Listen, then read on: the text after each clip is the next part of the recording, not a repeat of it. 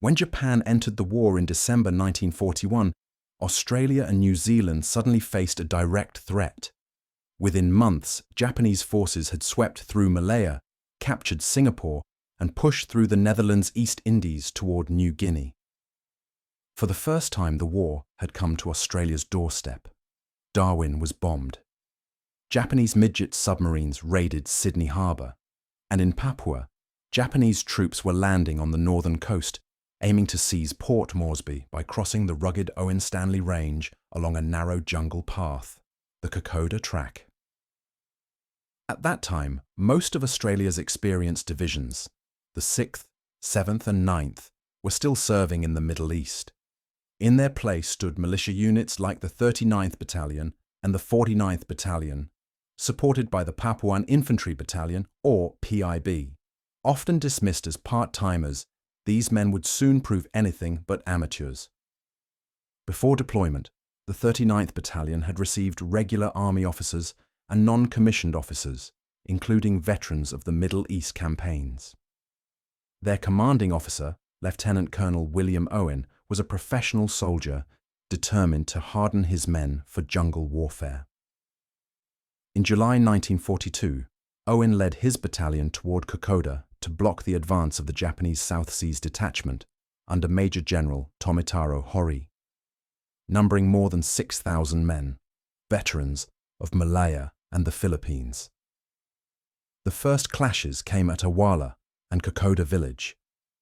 Owen was killed during the fighting, shot while directing the defense from the front line. Command then passed to Captain Sam Templeton, who was later captured and executed after a firefight near Oivi. Templeton's last actions, misleading the Japanese about the size of Australian forces, bought the defenders precious time. For weeks, the Australians fought a stubborn withdrawal through appalling conditions: rain, mud, disease, and exhaustion. At Isarava, joined by the 214th and 216th Battalions of the 7th Division's 21st Brigade, the Australians made their stand. On August 29th, Private Bruce Kingsbury of the 214th Battalion earned the Victoria Cross when he charged a Japanese position with a Bren gun, turning the tide of battle before being killed by a sniper. By September, the survivors of the 39th Battalion were shattered. Out of roughly 550 men, only 32 remained fit for duty. But they had done what no one thought possible. They had stopped the Japanese short of Port Moresby. The Japanese landings at Milne Bay had also been heavily defeated. The tide was beginning to turn. When the 7th Division, under Major General George Vasey, counterattacked, the Australians began to drive the enemy northward. The Japanese retreated toward their coastal strongholds at Gona, Buna, and Sanananda. These positions, built from coconut logs and hidden in swamp and jungle, were some of the toughest of the entire Pacific War. The 16th and 25th Brigades of the 7th Division, alongside US units of the 32nd Infantry Division, assaulted them in late 1942. The fighting was slow, bloody, and often hand-to-hand.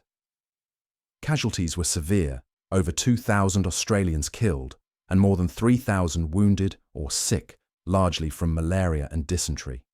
The Japanese fought almost to extinction. Of roughly 12,000 defenders, fewer than 300 were taken prisoner. By January 1943, the Papuan campaign was over. Australia now turned to the offensive on the Huon Peninsula. In September 1943, the veteran 9th Division, commanded by Major General Leslie Morshead, returned from the Middle East to join the 7th Division in a coordinated assault. It began with amphibious landings at Lae and Finschhafen, supported by the Royal Australian Navy and Royal Australian Air Force. The operation succeeded brilliantly. Lae fell within 2 weeks. At Sattleburg, the 9th Division faced the Japanese 20th Division, entrenched on steep, jungle-covered ridges. On November 24th, Sergeant Tom Derrick of the 248th Battalion earned the Victoria Cross after scaling a cliff under fire and destroying 10 enemy positions with grenades, leading his platoon to capture the summit. It was a victory symbolic of Australia's growing mastery of jungle warfare. By late 1944, the main American drive was pushing toward the Philippines, and Australian forces assumed responsibility for clearing the remaining Japanese garrisons in New Guinea and the Solomon Islands. These operations, often called mopping up, were anything but easy. On Bougainville, the 3rd Australian Division under Major General William Bridgeford, supported by the 11th and 23rd Brigades, took over from US forces. Their opponents were remnants of the Japanese 17th Army, commanded by Lieutenant General Harukichi Hyakutake, numbering nearly 40,000 men. While Australia bore the brunt of the New Guinea fighting, New Zealand's army also made a vital and often underappreciated contribution to the South Pacific campaigns.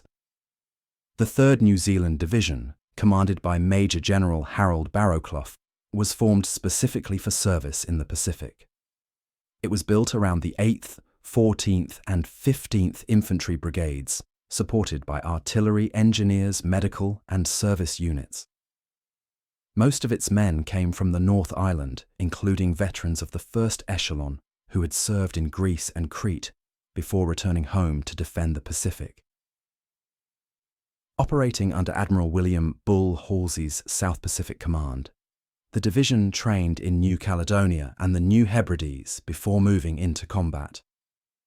In October 1943, New Zealand troops took part in the Treasury Islands landings, their first major amphibious operation of the war. The 29th and 36th Battalions, supported by US Navy Seabees and New Zealand engineers, assaulted Mono and Sterling Islands.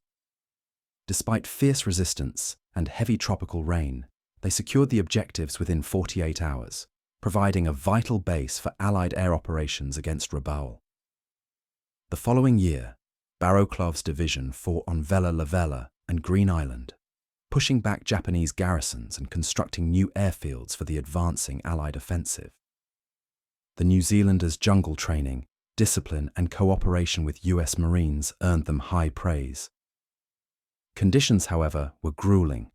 Constant rain, malaria, and poor rations wore the men down. By late 1944, the 3rd Division was disbanded so that its manpower could reinforce the 2nd New Zealand Division in Italy. Nevertheless, their Pacific service showed that New Zealand could project and sustain a capable expeditionary force thousands of miles from home. The final major Australian campaign of the war came in Borneo in 1945.